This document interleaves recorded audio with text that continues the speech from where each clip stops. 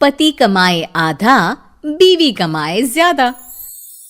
कहानी है मीरा की, जो खूब पैसे कमाया करती थी। उसकी शादी राजू से होती है, जो कमाई में एवरेज था।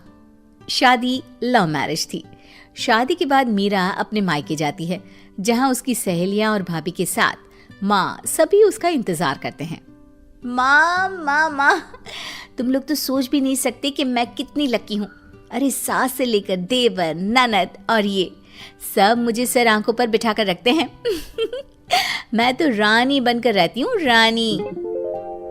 एक माँ के लिए इससे अच्छा क्या होगा कि उसकी बेटी ससुराल में खुश है। वैसे बेटा तुम बहुत खुश रहो, हमारी तो यही दुआ है। तभी भाभी कहती है, मैं आपके लिए चाय लाती हूँ मीरा। वैसे आप बहुत अच्छी लग रही हो शादी के बाद। हाँ, और ये देखिए, ये हार मैंने खरीदा है इस बार की सैलरी से। और आपको पता है, अगले महीने तो मैं कार खरीद रही हूँ। फिर तो मैं कार से ही आया जाया करूंगी। बहुत ही मेहनत से पढ़ाया लिखाया है तुझे। आज तेरे अंदर जो कॉन्फिडेंस है ना, वो देखकर बहुत अच्छा लगा बेटी। पर पैसे को ख्याल से खर्च किया करना। तेरी शुरू से आदत है खर्च ज्यादा करने की। हाँ तो ठीक है ना, वैसे भी सारी जिंदगी कौन मजे करता है। एक बार बच्चा हो जाए तो जिम्मेदारी तले दबी रहेगी हमारी बेटी। वो बात भी सही है भाई। ठीक है बेटा, पति के पैसे जमा कर और अपने उड़ा। मजे कर मेरी बच्ची, खुश रह। मीरा के लिए ससुराल तो सच्ची किसी गेंदा फूल की तरह ही था। हर कोई बड़े ही प्यार से रहता। मीरा मायके से ससुराल आ जाती है, जहां ननद कहती है, ना भाभी ना, आप क्यों रोटी बना रही हो? आप तो काम करिए अपने ऑफिस का। माँ बता रही थी कि बहुत काम होता है, मैं बनाती हूँ ना रोटी। हाय रे, जैसे फिल्मों में दिखाते थे, मेरी ननद तो बिल्कुल वैसी नहीं है। मैं तो धन्य हूँ, धन्य। हे माँ, न जाने कौन से मोती दान किए होंगे। ये सारे लोग कितने अच्छे हैं। मीरा ननद को रोटी बनाने दे देती है और खुद कमरे में बैठी होती है कि सास हाथ में दूध का ग्लास लेकर आ जाती है। बहू, ये दूध पी ले, थक जाती होगी ना काम कर करके, क्यों? बहू को लगता है साक्षात माँ दुर्गा हाथ में दूध का ग्लास लेकर आ गई है। तो सास को बहू धन की देवी लक्ष्मी से कम नहीं लगती। माँ जी, ये आप क्या कर रही हैं? क्यों मेरे सर पर पाप चढ़ा रही हैं? अरे मेरी जिम्मेदारी है ना कि मैं आपका ख्याल रखूं, तो आप मेरे लिए दूध ला रही है। ये ठीक नहीं लगता माँ जी। लेकिन सास, अरे जिसके दिमाग में कोई और ही खिचड़ी पक रही होती है, वो बहू से कहती है, देख बहू, वो जमाने गए और ना ही मैं वो पिछड़े जमाने की सास हूँ जो बहू और बेटे में फर्क करूं। मेरे लिए तो बहू नहीं, बेटी है, बेटी। बहू को तो समझ में ही नहीं आता कि ये क्या हो रहा है। अरे सास तो बहू के गले में चाकू लेकर बैठा करती है, लेकिन ये तो बहू के साथ ऐसे है जैसे कि बहू का कोई कर्जा लेकर बैठी हो। दिन ऐसे ही मीरा के लिए मजे के बीत रहे थे। सास क्या, देवर क्या, ननद, ससुर, हर कोई उसे ऐसे फील कराता जैसे वही है जो है नहीं।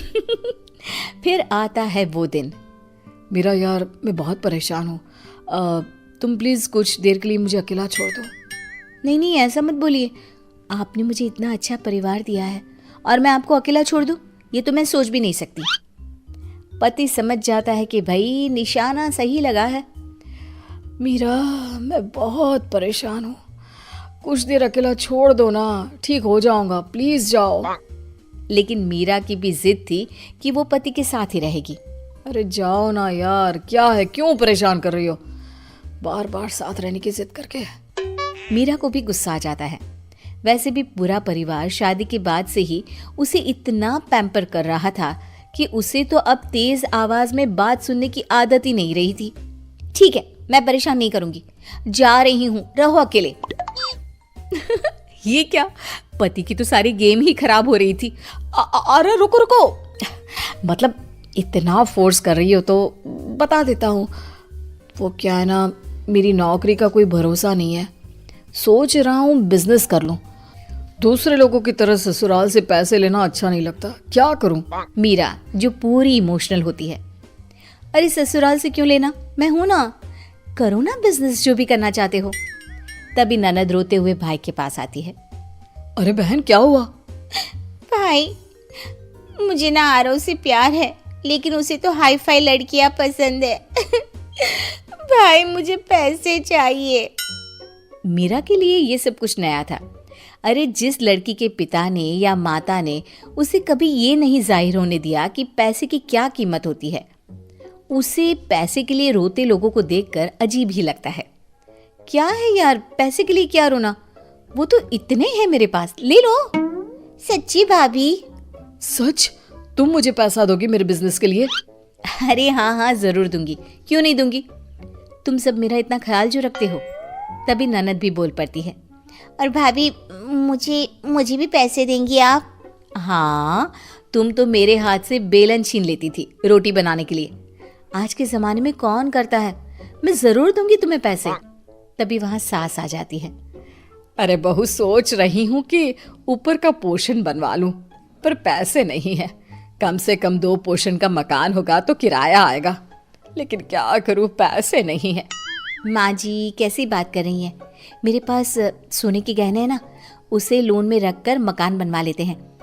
आप लोग मेरे लिए कितना सोचते हैं, आप तो मेरे लिए कमरे में चाय लेकर आती हैं। भाई कौन साहस करती है आज के ज़माने में।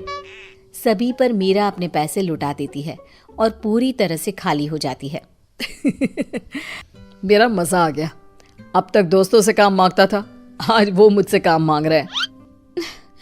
लेकिन मैं क्या बताऊं, मेरी तो नौकरी ही छूट गई, मेरी कंपनी बंद हो गई है, अब मैं क्या करूं। हैं? क्या अगले महीने से पैसे नहीं आएंगे?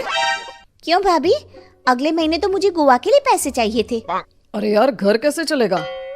खैर कर भी क्या सकती थी मीरा, जब तक नौकरी नहीं मिल जाती घर पर ही रहती है। मीरा, तूने तो पैसे देने ही बंद कर दिए हैं और मैंने मकान बनवाने का काम शुरू भी कर दिया। अब देख, आज ना एक लेबर नहीं आई है, तो क्यों ना तू उसकी जगह काम कर ले, पैसे भी बच जाएंगे। हाँ माँ, वो कर देगी, पहले बोलो मेरे लिए चाय नाश्ता बना दे। अरे मीरा क्या हुआ, नई नौकरी लगी कि नहीं? ऐसा तो नहीं चलेगा। मीरा को सबके बदले रवैये पर गुस्सा आ जाता है। वो अपनी माँ के घर जाकर सारी बात रो रो कर बताती है। बेटा, वही तेरे पापा और मैंने भी कहा था, पैसों की कद्र करो, क्योंकि कल को कोई रिश्ता भले खोटा निकल जाए, लेकिन पैसा तो चलेगा ही चलेगा। तभी मीरा के फोन पर नई नौकरी की कॉल भी आ जाती है और उसे उससे भी ज्यादा पैसों की नौकरी मिल जाती है। लेकिन इस बार मीरा को नौकरी के साथ अकल भी मिल जाती है कि अपने पैसों का हिसाब रखना जरूरी है।